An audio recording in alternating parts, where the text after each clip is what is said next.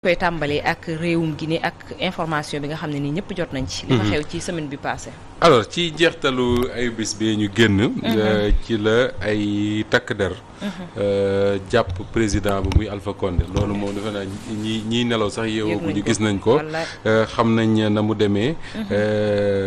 li am solo. mooy lan lañ ci war a jàng xam nga coup d'état Coro dafa nekk loo xam ne. su amee. li ñu war a njëkk a def. mooy condamné ko. dans une démocratie normale. coup d'état waru fa mën a am. baaxu ci réew. et coup d'état d'ailleurs c'est tellement condamnable que tey. su coup d'état amee ñi koy def bu ñu échoué kaso la ñuy dee. ça veut dire que c'est pas normal. te bu ñu réussiree. président la ñuy nekk. muy loo xam ne du doy waar donc il faut que Afrique. ñu am habitude. bu coup d'état amee ñu condamné ko coup d'état c'est-à-dire que rien ne le justifie mënoo ko expliquer muy beneen bi mooy dafa am des images yoo xam ne depuis quelques années mi nga am en Afrique te du image yu baax muy un président de la République jiite réew ay at nga xëy suba ay takk der jàpp ko comme ni ñuy def Alpha Condé ak image yoo xam ne man mii sax bëgguma ku ma ko wane wax man un président de la République quand même chemise bu xotteeku seulement buy feeñ des images vraiment dégradant pour quelqu'un boo xam ne quelques heures avant rek moo doon le président de la République gisoon nañ ko ak Blaise Compaoré bi muy daw di jógee fële nu mu tudd Burkina Gbagbo bi ko soldats yi di jàpp Abidjan yooyu ay image la yoo xam ne africains yi seen bopp ñoom ñoo war a xeex ngir mu jug ci continent bi mais moo lu garaaw di am mooy léegi su coup d'état amee je comprends parfois joie wu ñi nga xam ne ñoom ñooy population yi parce que boo nekkee un président boo xam ne daf la toll fu la yàlla tollul di la bëgg a rey xañ la lekk xañ la naan xañ la liberté xañ la lépp lu ko fa jëlee da ngay def la fête mais da nga léegi da nga gis des intellectuels africains coup d'état am ñu bind di ko justifier wala di ko expliquer et loolu garaaw la parce que coup d'état encore une fois man de loolu laa gëm amul dara loo xam ne moo ko war a expliquer mais nag du lu ñu war a kañ daal du lu ñu war a kañ su un mal amee doo yem rek ci di ko dénoncer da ngay xool lan moo ko waral que c'est quoi la racine du mal parce que je crois que loolu mooy tax ñu mën koo solutionner bokk na ci li nga xam ne moom laa wax sànq mooy jiite réew ñu fal la démocratiquement déjà que Alpha Condé conditions yi ñëwee pouvoir ñëpp xam nañ ne c'était pas vraiment ça mais en tout cas ñëw na pouvoir ñu réélire ko une première fois mu dem wutiwaat un troisième mandat boo xam ne clairement amu ci woon droit ñu falaat ko un président comme ça boo jiitee réew moo xam ne da nga ko jiite dans ces conditions là jàpp opposants yi def ci kaso bi jàpp société civile def ci kaso bi tëj ay permanence c'est-à-dire que su demee ci réew moo tax souvent ndem si yàlla Sidy Lamine daf ko daan wax lu bëree bëri ne Sénégalais yi tant que ñi ngi am Walfadjri bu ñu amee loolu naqari ñëw yuuxu ko fi wax ko fi jàmm rek ay xew mais le jour où ñu am lu leen naqari amuñu fu ñu ko waxee dañuy tojante bopp dëgg la te Guinée foofu lañ toll c'est-à-dire que on est arrivé à un moment boo xam ne amatul dialogue diggante l'opposition ak le pouvoir les libertés mu nit ñi mënatuñ ko exercer donc étincelle bu ndaw rek da koy taal parce que nit ñi waxatuñ en démocratie il faut ñuy wax dem na ci sax ba ñu bari dañuy wax ne Abdou Diouf bi mu jiitee Sénégal par exemple dafa doon trouver ay relais yoo xam ne moo daan tax bu réew mi tàngee mu mën a wax ak Ablaye Wade pour xool niñ ci génnee mais ñàkk a dialogue boobu ñàkk a waxtaan boobu gis nga lim ñu xaw a jural mois de mars déjà mois de mars su fekkoon ne amoon na des relais yu mën a dox diggante opposants ak ñu nekk ci pouvoir bi xëy na cette affaire là dem ba lu ma 13 ou 15 personnes faatu ci mën nañu ko ñàkk mais pour en revenir à la Guinée loolu benn raison la ci beneen bi mooy souvent wax nañ ko waxati ko mooy yàgg ci pouvoir parce que président yi jël pouvoir ñu coup d'état leen au bout de leur premier mandat keso du ma ne amul mais c'est rare mais yàgg ci pouvoir dafa baaxul dafay indi usure beneen bi mooy en Afrique le président du Libéria wax na ko démb mooy Afrique surtout CEDEAO il faut ñu fexe imposer le respect de la limitation des mandats ci suñu constitution yi parce que Guinée dañu limiter mandat Côte d'Ivoire noonu Sénégal noonu mais mën naa jur jàmm aussi exactement mais à chaque fois dañuy trouver ay subterfuges yu leen di permettre ñu dem wuti un troisième mandat te wuti un troisième mandat le danger mooy lan Aliou Sow mooy un président sortant c'est difficile de le battre en Afrique mais le problème mooy soo wutee un troisième mandat dans les conditions que l'on sait mën nga ko gagner mais le problème foofu lay commencer mooy comment gouverner le pays parce que légitimité bi du fa am les gens vont continuer à manifester ba le président ci moom day am problème pour xam nan lay génne ci nguur te c'est important un président xam nan lay génne ci nguur Cheikh Tidiane Gadio ancien ministre des affaires étrangères bu Abdoulaye Wade daf doon wax ne il faut ñu aider les présidents africains à comprendre que ni après le pouvoir il y a une vie mais tey suñu président yi problème bi ñu am ci bu ñu nekkee ci nguur mooy dañu yaakaar ne bu ñu jugee ci nguur ñoom torox nañu dëgg la Sénégal yàlla dimbali na ko ci loolu suñu ancien président yi Senghor bu jugee ci pouvoir il est allé vivre tranquillement en France Abdou Diouf la même chose Abdoulaye Wade mi ngi nii di dem di ñëw sans problème te le président Macky Sall également kuy mbokkam loolu nga ko yéenee mu am suba possibilité jugee ci nguur gi ci jàmm ak salaam mën a yor peñeem ànd ak jabaram dem marché dem supermarché sans problème kenn du ne ko yaa fi defoon ndànk et ça c'est important en démocratie mais le fait que Alpha Condé ñu réélire ko à un troisième mandat dafa poser un problème mooy déjà moom problème mi am mooy comment sortir du pouvoir parce que pouvoir mënutu bañ a jeex alors tous ces problèmes là boole ceeg la situation économique couvre-feu bi ñu imposé Guinée depuis pratiquement Covid-19 ba am yooyu yëpp fait que benn étincelle bu ndaw da koy taal et tey jii li doy waar mooy ñëpp ñi nga xam ne ñi ngi applaudir le coup d'état là en Guinée xamuñu fan la Guinée jëm parce que tey un aventurier moo nekk à la tête de ce pays ñu tudde ko xawma nan lieutenant-colonel Doumbouya ancien légionnaire français kenn xamul qu'est-ce qu'il va faire du pouvoir moom est-ce que sax xam na qu'est-ce qu'il va faire du pouvoir d'ici les semaines mois ou années à venir personne ne sait te li doy waar mooy joxewul benn délai pour wax ne ci lay rendre le pouvoir ba tax na Moustapha am na sax yenn information yi génn ñu naan est-ce que dina nangu après rendre pouvoir mais c'est ça la grande question Thioro foofu la nekk c'est-à-dire que y a pas de délai boo xam ne ci la wax ne buñ ci àggee dina organiser ay élections parce que coup d'état yi am da ngay gis ñu naan au bout de 24 mois au bout de 18 mois on va organiser des élections nangu mais pour le moment il pose de bons actes parce que libéré na opposants yi tijji seen permanence yi tëjoon et cetera mais ça ne suffit pas et tey lu la ci waay manti wax moo di rek Guinée dugg na ci beneen aventure boo xam ne xamul fu la ko jëmee mais le plus important mooy xew na Guinée comment faire pour mu bañ a xew ci yeneen réew yi c'est vrai réew yi les populations africaines dañu nuroo ñi ngay doomu Guinée yi moom ngay fekk Sénégal moom ngay fekk feneen ak feneen mais amuñu même culture démocratique bi amuñu même culture politique bi amuñu même culture institutionnelle bi amuñu même relais yi nga xam ne xëy na su réew mi yëngatoo ñoom ñooy intervenir mois de mars wane na ko bi réew mi na re tàkk sëñ Mountakha Bachir Mbacké ak ñu mel ne ñoom ñoo ci taxaw ba ku nekk dellu sa camp xëy na yenn réew yi manqué na fa mais ça veut pas dire que ni ñun Sénégal dañuy toog naan li xew Guinée li xew feneen du fi xew il faut est-ce que mën nañoo rëccal non on ne sait pas parce que tey avec les réseaux sociaux avec tout ce qui se passe dans ce monde là li waa ji doon wax village planétaire la àdduna tey jii la ko nekk keroog coup d'état bi muy xew Guinée je suis sûr que yow da nga ko vivre en direct en même temps que les Guinéens cette réalité là mënuñu ko occulter donc je dis pas que ni li xew Guinée yëpp troisième mandat moo ko waral je ne le dis pas parce que du ma wax lu ma xamul mais li am solo rek mooy il faut que ñu étudier ce problème là comprendre que ni les présidents africains ñoom ñoo war a moytul seen bopp ni Alpha Condé génne pouvoir ñoom ñoo war a moytul seen bopp ni Laurent Gbagbo génne pouvoir ñoom ñoo war a moytul seen bopp ni Ben Ali Hosni Moubarak Blaise Compaoré IBK ATT ni ñu jugee ci pouvoir président africain ñoo ko war a moytul seen bopp te li ko war a moytul seen bopp mooy respecter li nga xam ne moom la seen constitution yi bind exercer les mandats yi ñu leen élire rendre le pouvoir tranquillement dem dund ci jàmm ak salaam comme ni ko président yi nga xam ne moom la Sénégal et d'autres présidents africains d'ailleurs yoo xam ne boo demee Ghana jëni réew léegi si biir bu faatu bu yàggul mais danaan man gis naa benn vidéo boo xam ne day dawal otoom Ghana gis embouteillage mu wàcc jël sifflem régler moo doon seen président de la République régler circulation ba ku nekk jaar fi nga war a jaar mu taal otoom dem yoonam et loolu dafa baax ci démocratie tey le président Hollande en France fu ko neex lay dem di accorder ay indir di dox fu nekk mais pourquoi ñun Sénégal la Obama am ñun Afrique boog la Obama am États-Unis mënuñu ko am suñu réew yi pourquoi parce que président yi bu ñu xasee jëw ci pouvoir duñ xam nuñ koy jógee ci deuxièmement dañuy xañ nit ñi liberté boo xam ne waa ju mel ne Doumbouya bi bu ñëwee jël pouvoir bi xale yu jigéen yi ànd ak moom di photo wu di selfie def lu ne parce que ils en avaient marre les Guinéens en avaient marre malheureusement et personne kenn souhaité wu ko un coup d'état est toujours condamnable mais le président sortant également mënuñu ko épargner ci li xew. surtout Aliou Sow est-ce que mënuñu am yaakaar ci Doumbouya mi bu ñu wax xaymaa li nga xam ne moom moo di cursusam waaye tam li nga xam ne moom moo di taxawaayam ak yenn ci information yoo xam ne jot nañ koo am ci moom. Voilà un monsieur donc qui s'appelle Mamadi Doumbouya qui a à peu près la 50aine d'années liggéey nekk avoir une double nationalité française ak guinéenne am jabaru tubaab nekkoon ci France di liggéey ci légionnaires yi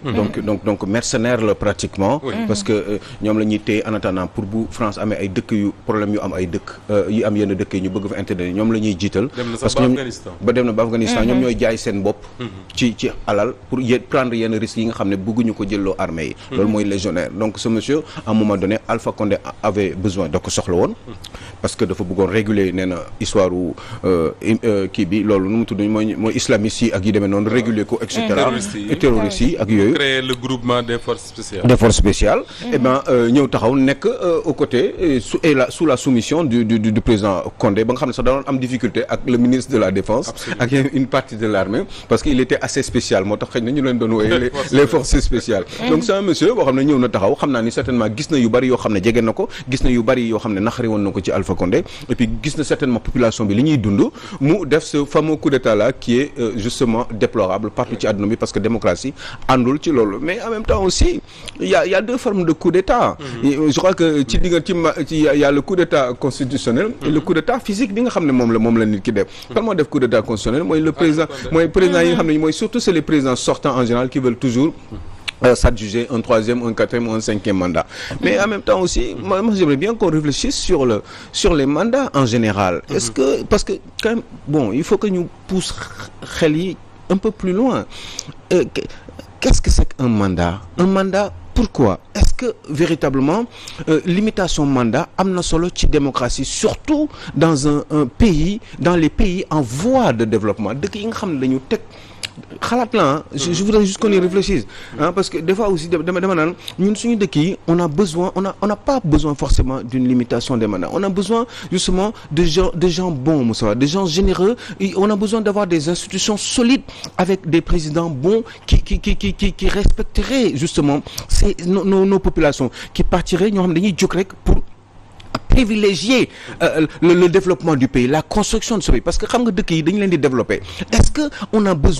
n'a pas besoin soxlawuñu temps bu yaatu pour se concentrer dans les travaux justement d'investissement dans les travaux qui aspireraient au développement d'un pays est-ce que ñun soxlawuñu ay questions lay poser parce que dama ne regardez Abdoulaye Wade am na lu mu commencé woon c'est un exemple récent parce que ça nous concerne notre pays Abdoulaye Wade am na lu mu commencé woon en 2001 ñëw ba 2012 bëgg troisième mandat on ne sait plus pour quelle raison certainement l'avidité du pouvoir peut-être mën na nekk mais bi mu demee aussi ñeneen ñoo ñëwaatee gis nga les trois quarts l'autre jour je lisais un truc je me rappelais que Moussa sur 36 ministres Abdoulaye Wade yi nga xam ne ñoom ñoo mujjee daanu ak Abdoulaye Wade 34 yi léegi ànd nañu ak Macky Sall donc léegi est-ce que alternance yi am na solo trop puisque je peux mën naa la combattre ci ay idées combattre la Moustapha pour nga jóge fii bon ben nga gagné mais boo gagné aussi eh ben yow mi nga xam ne man mi nga xam ne mën naa la doon combattre damay soit ñëw liggéey ak yow donc finalement alternance lan lay jëriñ par exemple l'alternance de Macky Sall qui nous concerne suñu dëgg mais plus de la moitié de ceux qui étaient contre qui voulaient absolument que Abdoulaye Wade am un troisième mandat mais ñooñu tey anañu ñooñu tey ñi ngi ci kanamu Macky Sall ñi nga xam dañu doon xeex troisième mandat ñi nga xam dañu doon xeex troisième mandat wu Abdoulaye dañu doon xeex pour troisième mandat Abdoulaye Wade ñooñu tey yi ànduñu ñi ngi léegi ci côté Macky Sall ñi nga xam ne Macky Sall dañ doon jàppale Macky Sall par exemple pour que Macky Sall gagné ñu jëlee fi Abdoulaye Wade parce que dañu contre kii bi ñu genn wàll gi ñu si bari Macky Sall aussi dàq na leen nekkatuñu fi ñi ngi dans l'opposition donc finalement est-ce que ce n'est pas un leurre limitation mandat bi est-ce que lu gën a am solo du woon ñu concentré wu ci réew mi jéem a xool exactement lan mooy priorité nan la ñuy def ba teg Sénégal sur les rampes de développement bu ñu tolloo ci benn niveau de développement bu ñu fi tolloo ba pare ñu doog a wax waxu ay alternance parce que alternance man je pense que c'est lié juste à des orientations stratégiques ci politique dëkk bi toll na ci benn niveau de développement boo xam ne ñii dañu naan ñun yoon bi moo gën a baax pour ñu gën a fësal suñu développement gën a suñu économie ñu gën ko mën a renforcer concurrence bi dans le monde gën a prioritaire gën a am doole ci àdduna bi d'abord ak suñu dëkk gën a yokk chômage bi lii moo koy wàññi ñële ne non lii moo koy wàññi yooyu mooy def ay alternance waaye bu fekkee ne pour développer rek le pays la renforcer le développement d'un pays je crois que l'heure est à la concentration au moins sur une dizaine une quinzaine ou une vingtaine d'années mais pour loolu mën a am normalement Moustapha je crois il nous faut des gens bons important ay nit yu jub ay nit yoo xam ne dañu bëgg seen réew ba pare dëkk bi am ay transparence ak institutions yu solides yoo xam ne dafa leen nañ kenn du ko laal ñu vérifier ko sur 20 ans c'est-à-dire que je crois que foofu nga waxee Aliou Sow foofu la limitation des mandats amee solo foofu la pertinent pourquoi parce que je crois que ki am xelu ne dañuy limiter mandat c'est parce que à peu près on se dit on n'est pas sûr d'avoir des gens bons à la tête de nos pays et puisque on n'est pas sûr d'avoir des gens bons à la tête de nos pays li ñu mën a def mooy faire de telle sorte que dañuy am chance mën a changer xam nga tey les présidents africains boo ci falee koo xam ne limité woo ay mandat jox ko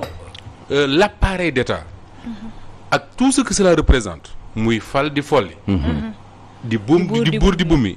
il a même parfois droit de vie et de mort sur les gens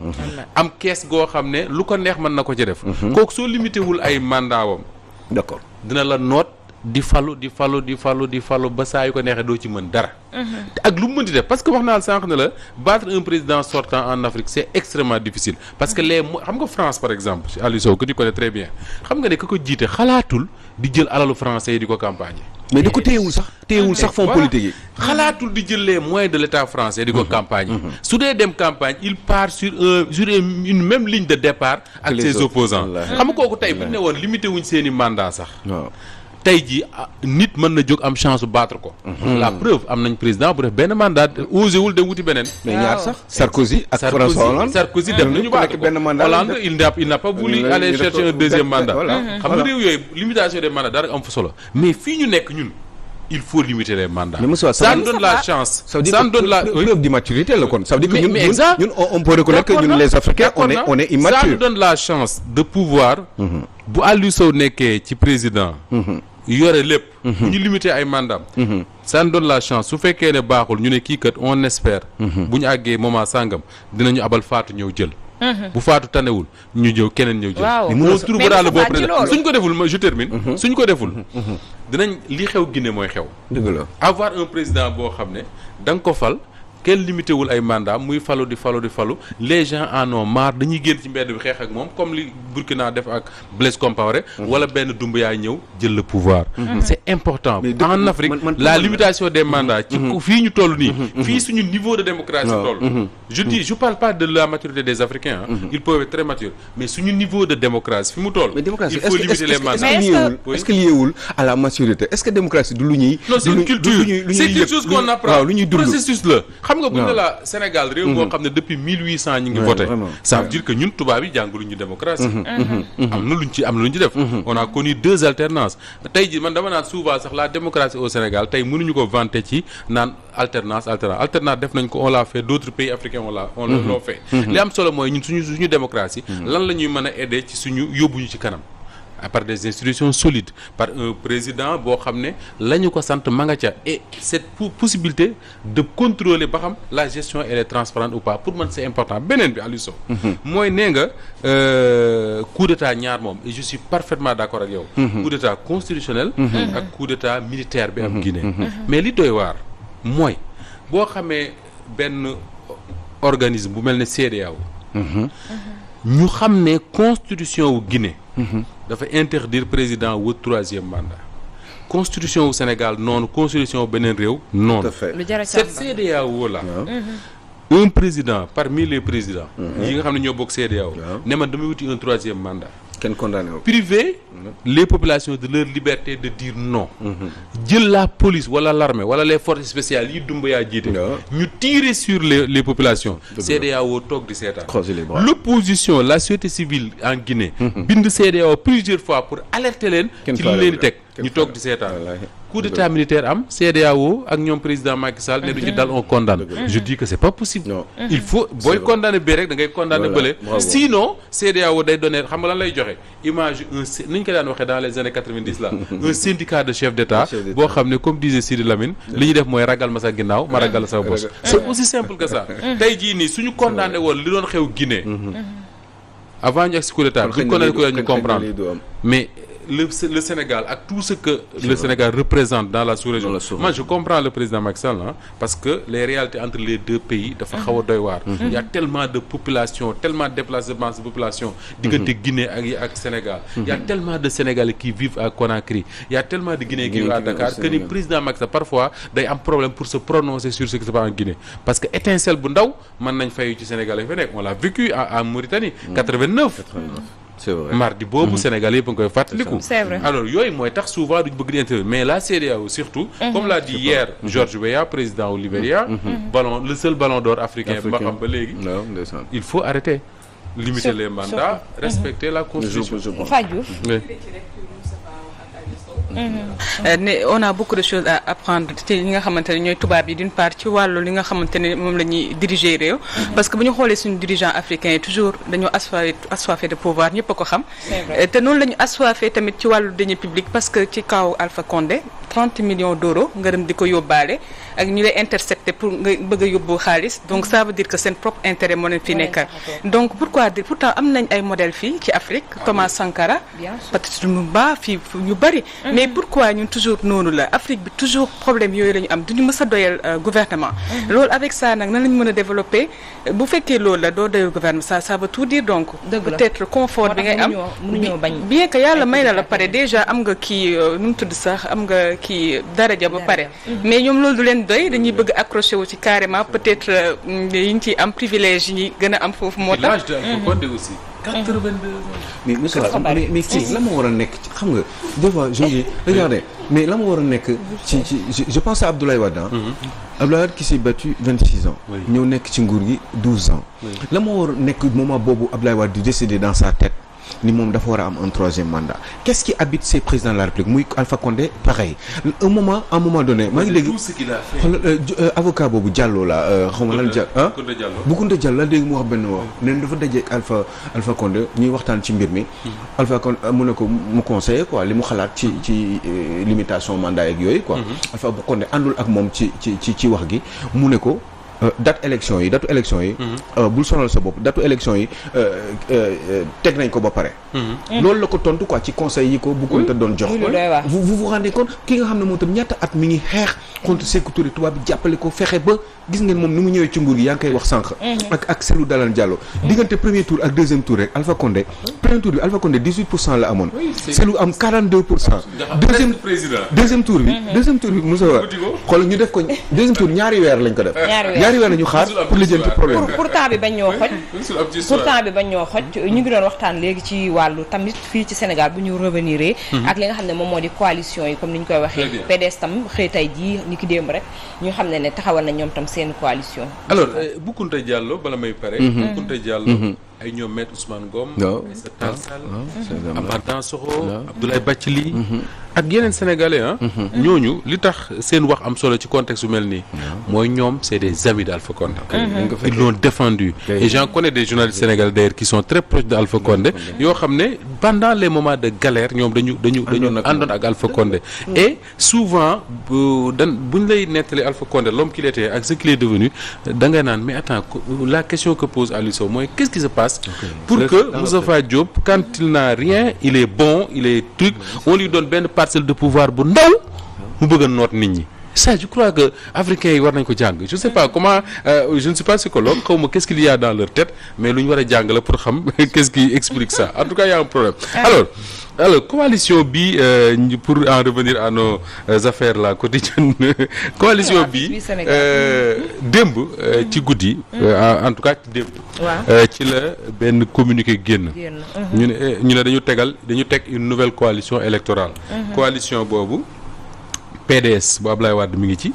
bokk gis-gis bu Pape Diop mi ngi ci. ànd jëf PADS bu Modou Diop Decroix mi ngi ci. congrès de la renaissance démocratique bu ñoom Mamadou Diallo Thierno Alassane Sall Abdoul Mbaye et cetera ko ñi ngi ci coalition jot na également ñi ngi ci te bu ci nekk ay parti yu bëree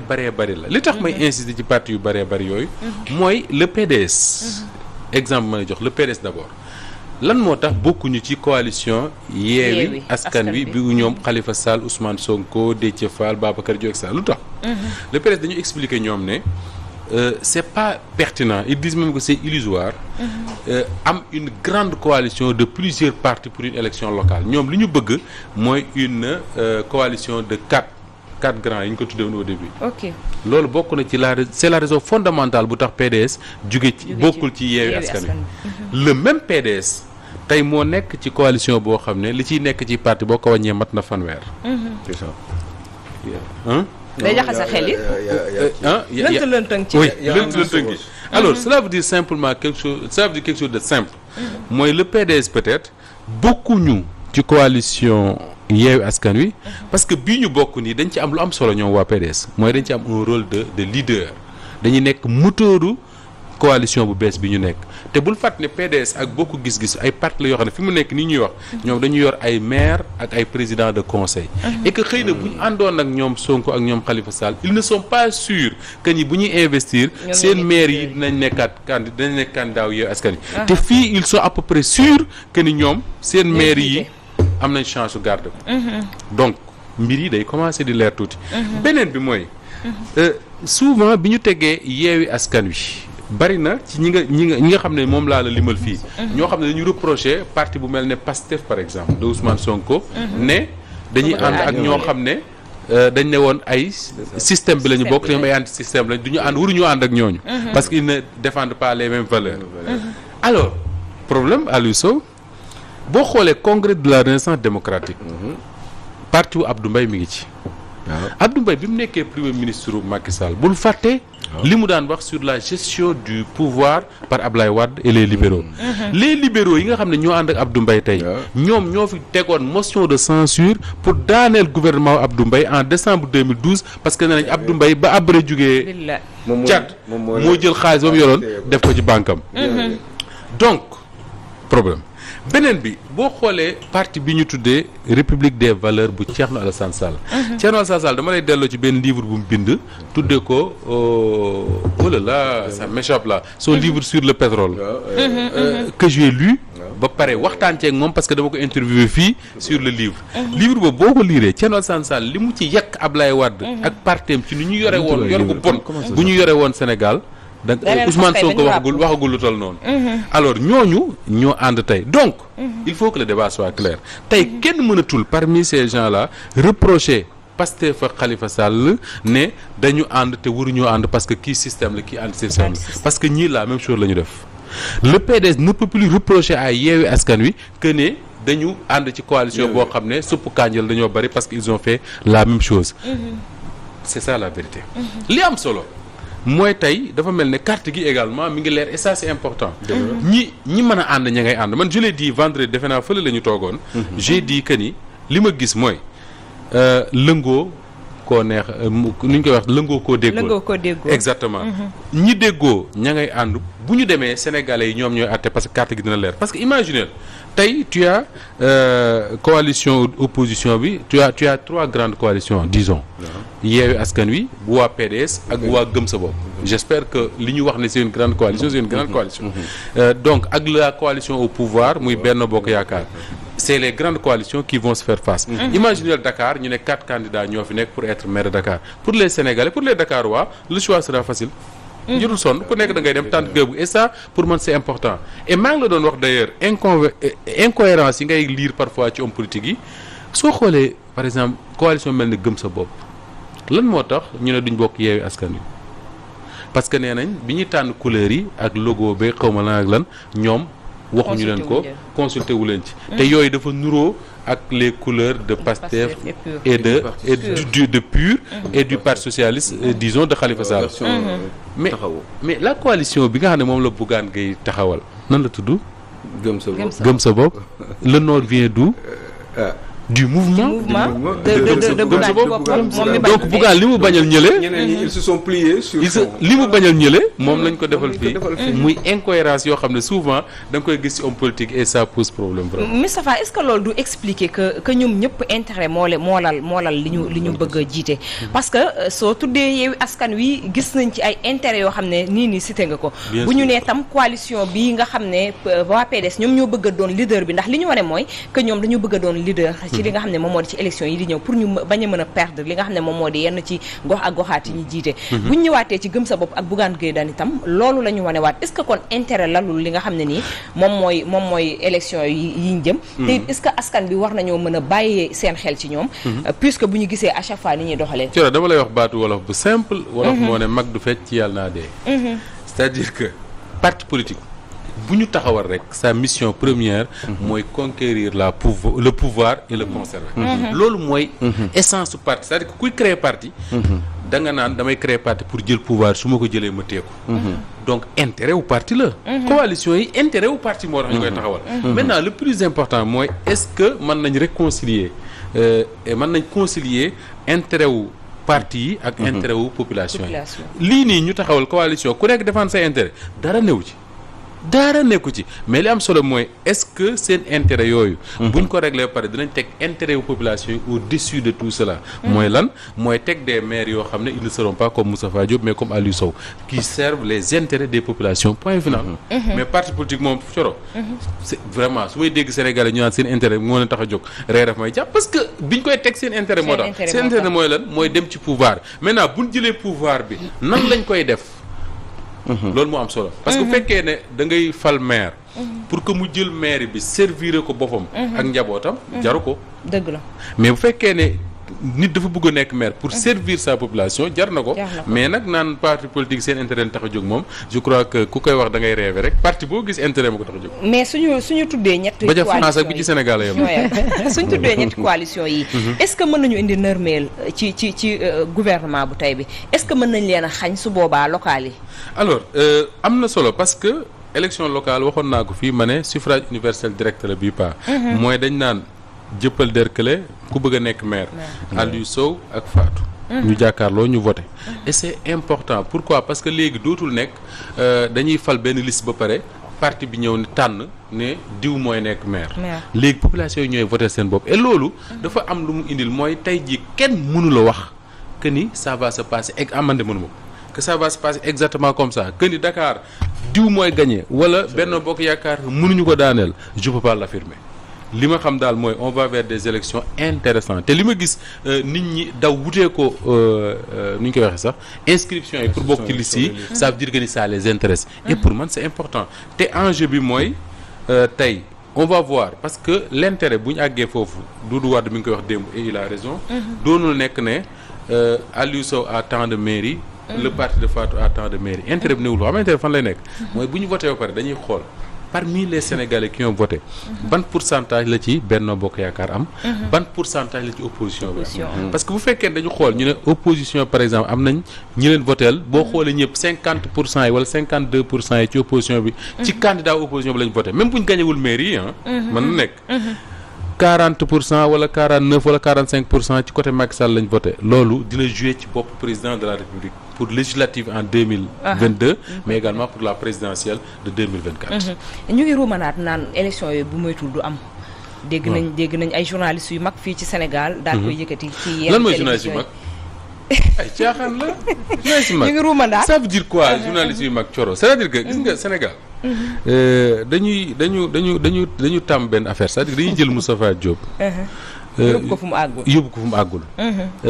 jox ko une importance qu'il n'a pas naan journaliste bu mag laag analyste laag nangam ak nangam non amul fenn c'est-à-dire ñii ñu seetaan ñoo ñu gën a xam foofu li ñuy wax la seule chance que nous avons mooy am chance ñëw toog ci micro jàkkaarloo caméra di wax mais li may wax nii ñi am nañu toog di seetaan ñoo la gën a xam foofu et bari na ci journaliste yoo xam ne da nga leen di seetaan ñu toog di wax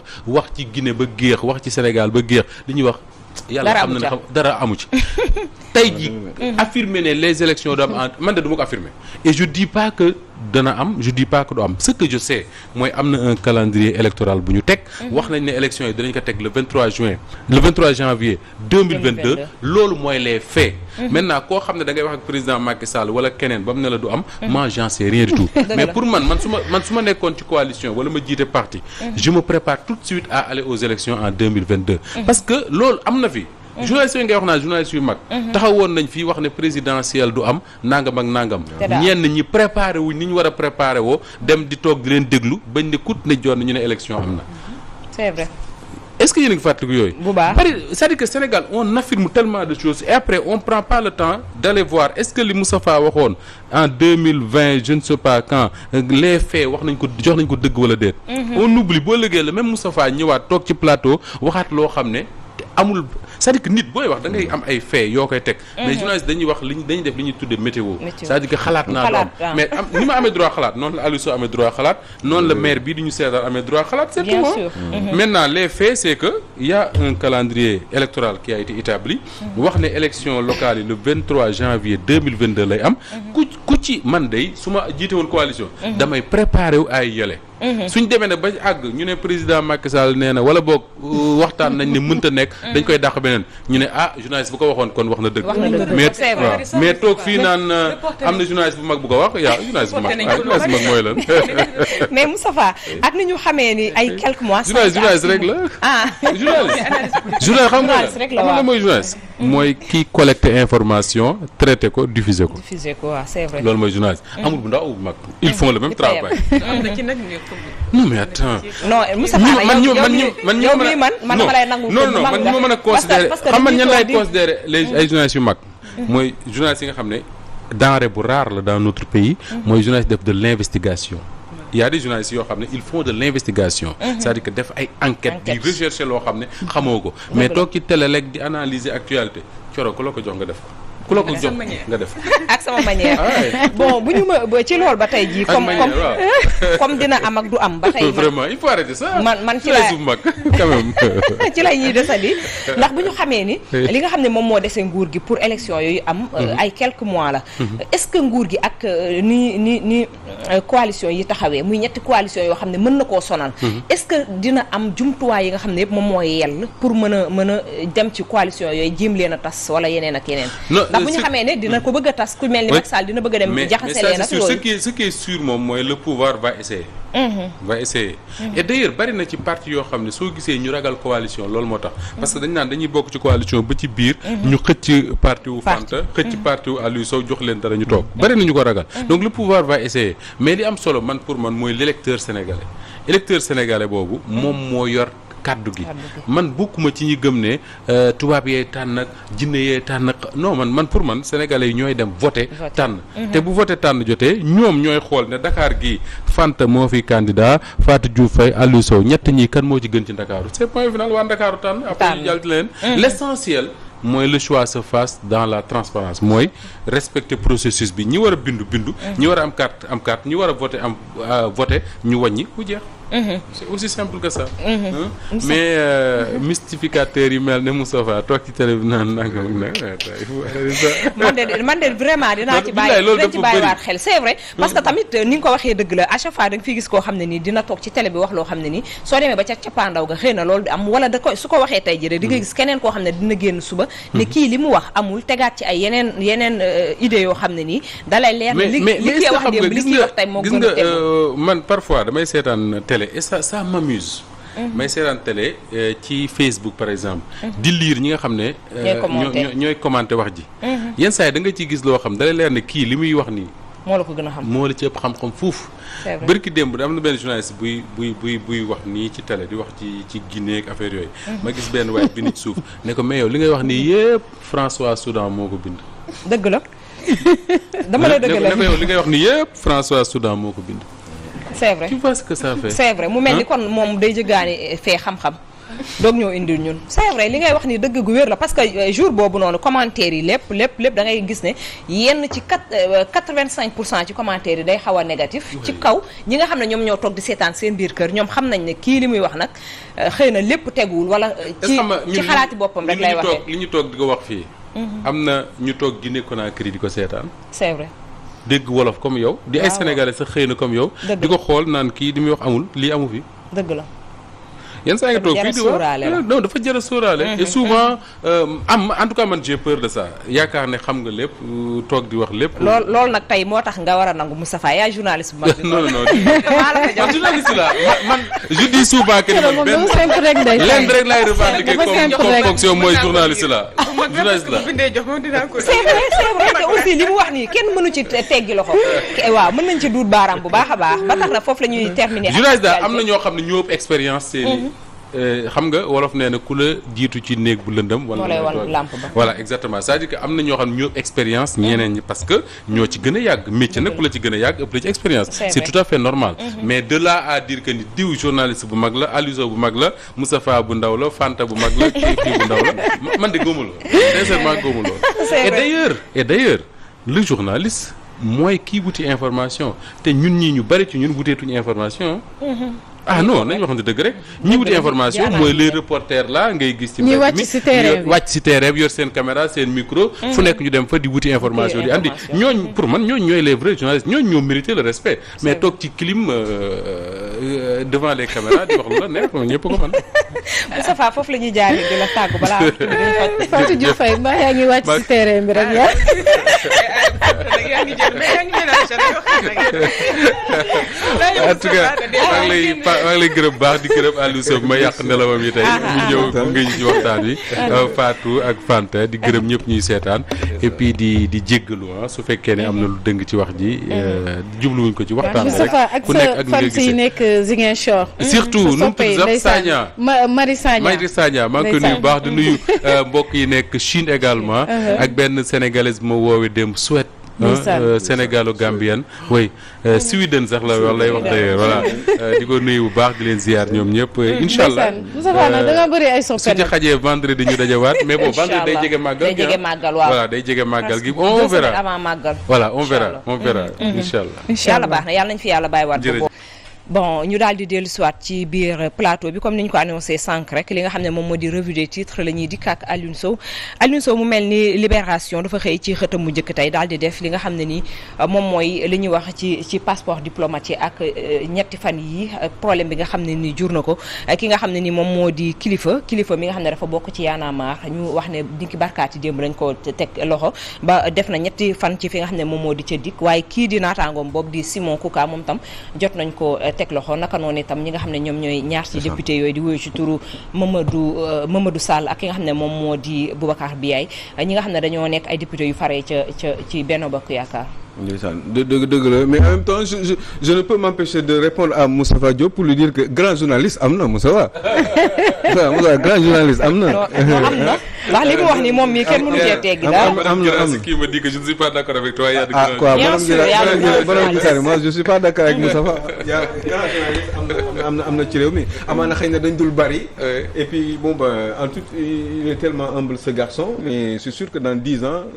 foog ngeen xam ni grand journaliste am na. Il est d'une modestie et d'une intelligence vraiment très très raffinée.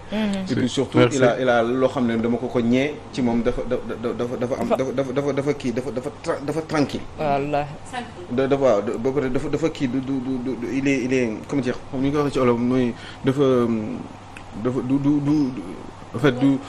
wane wuyul daal du nit ku rëy waaw. il garde son émotion il a la maîtrise de sa personne. te loolu jafe na trop si nit du mën a xam lan moo ko ndax lii naqari na ko wala neex na ko c'est vrai day maîtriser quand il est dans le travail et loolu dafa disul trop loolu kilifa yu mag yi dañ koy am surtout ñi nga xam ne dañuy même les érudits dañuy yàlla du def njiit du def ju jël waaw fu amul dara waaw du def njiit nu mu mënti mel dafay maîtriser ses émotions te loolu wax dëgg yàlla man ñeenaa ko ci te man maa ngi koy jàng parce que loolu man mënu ma ko j'y arrive pas et ça c'est extraordinaire loolu dimbal la quoi et puis jàng la aussi dëgg la donc bravo grand journaliste am na ba pare aussi ça ne suffit pas Moussa de collecter des informations maintenant il faut les analyser les disséquer essayer d'approcher approcher au mieux la vérité. Absolument. C'est pas facile d'analyser. Et c'est pas facile d'analyser mais yombul quoi collecter rek Moussa dem jëli ko ñëw teg loolu yomb. mais c'est ça le travail du journaliste mais dafa non mais. le travail du journaliste c'est la collecte. le traitement. mais est-ce que la division est-ce que léegi gënul pousser aussi. mais bien sûr mais naturellement. booy analyser là où je suis d'accord ak yow ak Fatou mooy l'analyse n'est pas facile. parce que quand on fait de l'analyse souvent on dit que c'est pas pour dire ce que tout le monde sait. Si c'est pour dire ce que tout le monde sait. c'est pas important mais bon voilà. bravo. faisons-le avec modestie. un grand journaliste am na Moussa. waaw ça existe nangu na ko donc ñu dugg comme ni ma ko waxee rek ci li nga xam ne moom moo di ci revue des titres. waaw ndeysaan dëgg la yaa ngi wax léegi li xew un petit peu c'était quoi déjà parce que j'étais omnibulé par li Moussa wax. passeport diplomatique comme ni ñu ko diplomatique yi comme ni ñu koy waxee. ak coow bi nga xam ne ni juddu na ci ki nga xam ne moom tudd ci député waaw c'est ça. mais est-ce que tey la aussi am na yàgg na fi loolu barki démb amuloon kuñ jàppoon aussi mu ci ay faux billets et cetera je pense que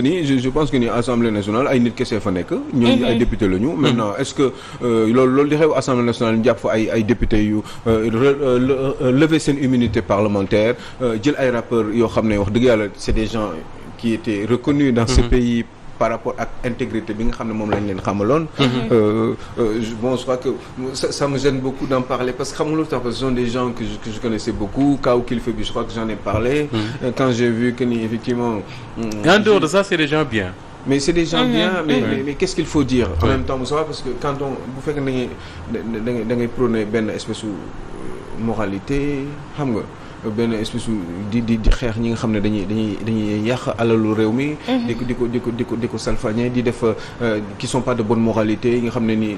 li ñuy téye suñu réew mi amul ñàkk yërmande. bon ba ce sont. est-ce que yaakaar du tas ci diggante ñoom ak population bi. man personnellement dama. boo waxoon naa dama am xaw a gàcce quoi. gàcce parce que bon man mun naa dimbali nit sax mu visa pour bu fekkee dafa bëgg am ay urgence mu dem mais di ko monnayer par de l'argent di dundee loolu. Je trouve que c'est dégueulasse. Et après tout Aliou Sow quelque part. ça me gêne beaucoup. Je me dis c'est gênant et man je n'aime pas justifier l'injustifiable. Mais je me dis quelque part également que ni ça montre que ni après tout on est des humains. Et que comme disait ndaw soosu de théâtre góor dafa lëndëm. mais nit dafa lëndëm en réalité. nit dafa lëndëm et que man daf may rappeler souvent benn ñaan bu ma sama papa di ñaanal mooy yàlla na la yàlla suturaal. parce que en réalité Aliou Sow ku yàlla suturaal rek moo fi am. ñun ñëpp on fait des conneries. qui n'en fait pas. dëgg la ku yàlla suturaal rek moo fi am. maintenant quand tu es dans l'espace public. quand tu revendiques quand tu es dans un certain combat. comme bi ñuy nekk. muy je dis pas que ñoo ko def xaw ma dara comme bi ñuy nekk waa Y'en a marre yi quand on est élu de la République du Sénégal député à l'Assemblée nationale on attend de toi un comportement irréprochable. Exemplarité. Et en même temps on est humain. C'est compliqué. mais oui mais xam nga aussi man li ma xaw a gêné rek Moussa mooy bu fekkee ne yow da ngay donneur d'exemple nga ci ay béréb Moussa man ça ne me dérange pas nga jël nit nga dem wutal ko visa nga dem jàppale ko man su ma mënee jàppale nit pour mu dem visa bu am urgence wala mën a dem bëgg rek dóori waar bitim réew. mais monnaie ça pose problème. mais monnaie bi moom si xaw a sonal parce que booy seet gars yi gis nga ni maman yi ak papa yi di dajale ay alal di jaay seen i takkaay pour jox ko benn nit mu récupérer benn 5 millions pour mu dem bitim réew dimbali ko rek te yàlla tax. bu fekkee ne sax pour loolu mais le fait de le monnayer nga xam ne yow loolu ngay dundee quoi nga def ci 10 wala 20 wala 50 dans l'année. muy 5 fois 5 25 vous retrouvez avec 250 millions yoo xam ne. jënd nga ci kër dundal nga ci sa njaboot. xam nga juste comme ça parce que sa tour rek moom moo tax nga mën a def loolu. moi ça me gêne beaucoup. mais bu fekkee da nga dimbali sa ay nit noonu juste rek parce que da nga leen bëgg a dimbali moi je suis tout à fait d'accord. parce que li ma ci xaw a gën a li la ci gêné d'accord naa ak yow mais leneen li ci gênant mooy. Sénégalais yi ñu ci bari bokk ci ñun dañuy xëy mel ne dañu découvrir pratique bu bees Aliou Sow wax na ko si bi muy commencé. c'est pas nouveau. man ci dëkku émigration laa jóge man Louga laa dëkk ku xam Louga xam ne dëkku émigration la dëkku ay moodu la. je sais très bien et ñi may seetaan dëkk fa xam nañ ko que ni bari na ci suñu ay mbokk ñoo xam ne suñuy tukki ni Aliou Sow def ngay def da ngay gis un gars boo xam ne mën nay dëbbal dugg fii génn fii tu lui verses de l'argent il se cherche de visa am na ñoo xam ne beaucoup de comment est-ce qu'on appelle ça orchestre yi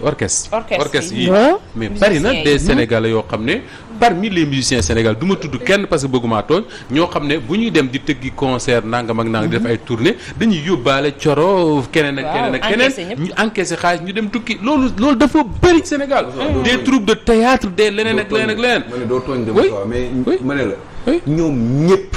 voilà ñoom ñëpp kenn mënul jël kaamil fii taxaw waat ni mosoo yóbbu ay nit en retour ñu jox la xaalis monnaie ko par de l'argent beneen dama ne amul exception laa wax amul exception ci kaw te lu leer la ci amul exception ci kaw ba suuf képp ku fi jógee am orchestre génn dem bitim réew wala nga groupe de théâtre wala machin yóbbaale nga ay nit ñoo xam ne yóbboo leen gratuitement da nga leen yóbbu en monnaie ak xaalis ñoom ñëpp laa wax ki ñu jàpp ak ki ñu jàppul ñëpp amul exception laa wax képp kuy musicien def nga ko fi ci réew li ku caa doon wax de góor gu fidèle amul kun jàppagul moo fi am waaye benn kese waaye musique tamit waaw loolu moom dëgg la musique tamit ku jàppagul rek fi am te yàlla buñ ñu jàpp waaw c'est ça yàlla ñu yàlla suturaal amiin yaa rabbi ñaan bu baax la li nga wax yàlla ñu yàlla suturaal ñu lay nuyu bu baax encore une fois di la tàggu di la jox di daje ni lundi inchallah. Je suis content d'être sur ce plateau de ce vendredi. J'aime bien être ci plateau maire yi ak paa yi. waaw kay comme ça ma ni mu ko waxee. Très très fier d'être sur ce plateau. Encore une fois très très gai. te jege Moustapha daf may neex. daf lay neex macha allah. jaajëf.